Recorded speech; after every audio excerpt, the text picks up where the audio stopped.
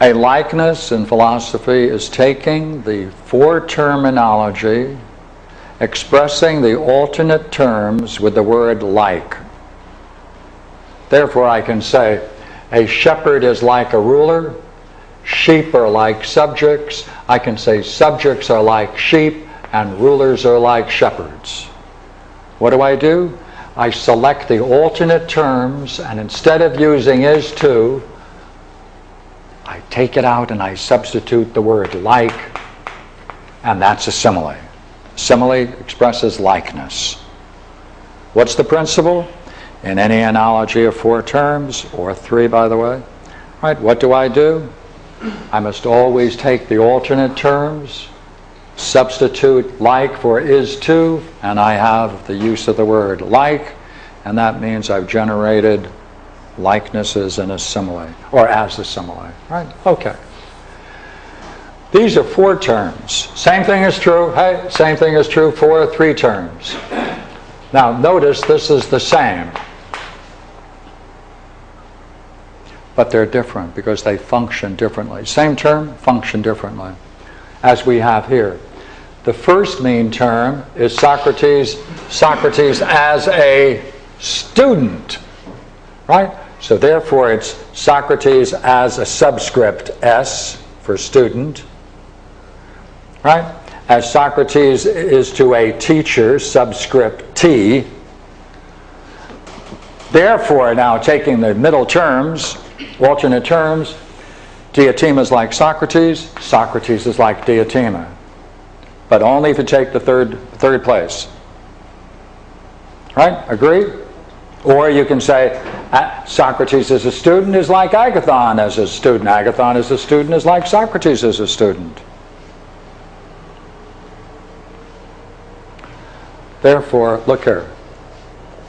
The third term, therefore, allows a likeness. Because notice, unless you had the third term here, Diotima, the teacher, is to Socrates, the student. As Socrates matures and grasps the significance of the teaching, he in turn becomes a teacher, no student. Doesn't make any sense. Therefore, the third term, of course this is the fourth place for the third term, allows for the existence of likeness. Because now we can say, putting in Agathon here, Agathon is a student just like Socrates was a student.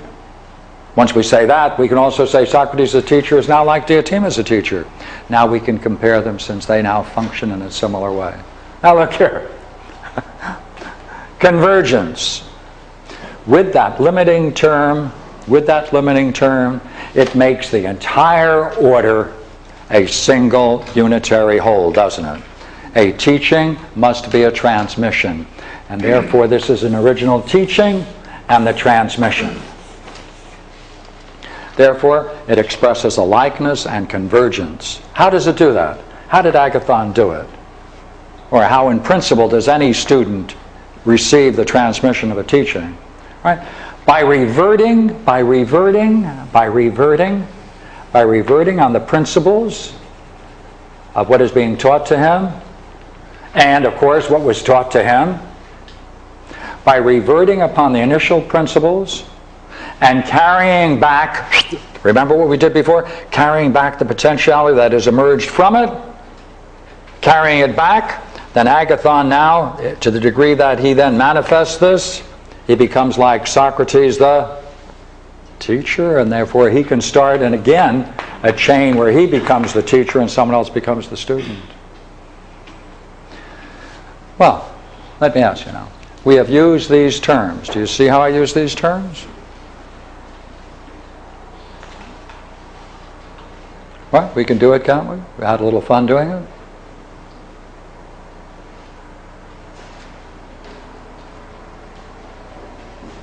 Okay, going to go the next step until I get a question. Go ahead. Just carrying back to it, I'm not sure how that...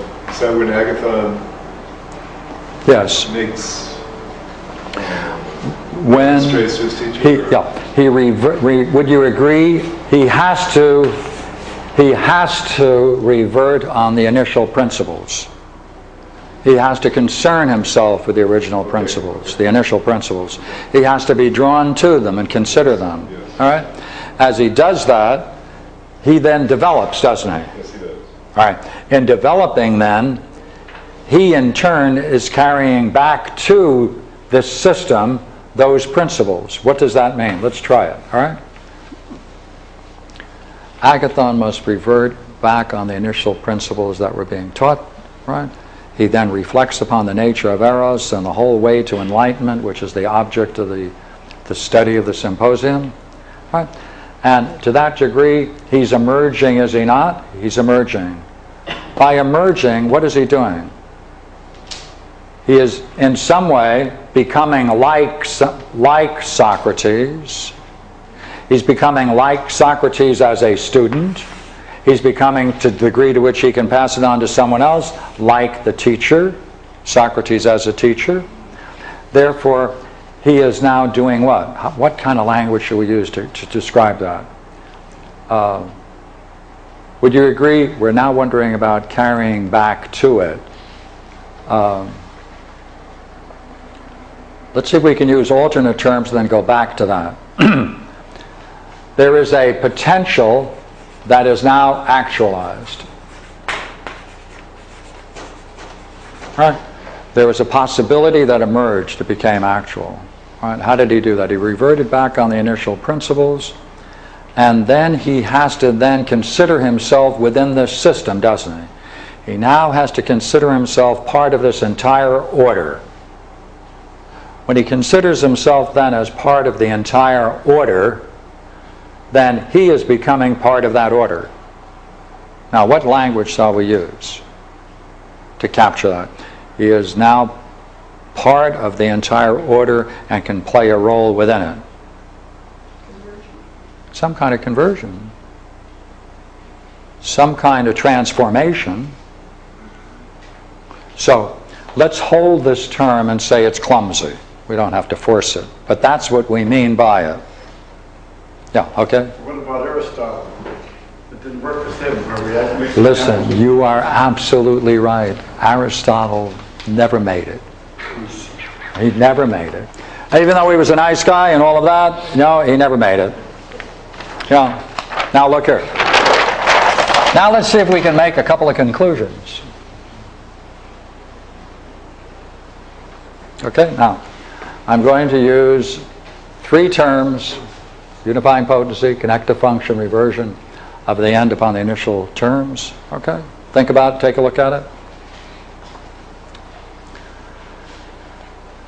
Thus, through the unifying... See, now the entire rank, remember we said becomes a union. They all join a certain rank within a union. Therefore, in this process, they become one. Now, look here. In becoming one, then the initial term, the highest term, diatima, right? It was because of the unifying potency that she had that she was able to unite all of these. Do you agree with that? Two, it was through the connective function of the mean term, being able to grasp both, link them all together, right? Transmit the bestowals of what was given to him on to his successor, implanting in all a common character, agree and mutual nexus, so that givers and receivers could constitute a single whole, a single and entire whole, right?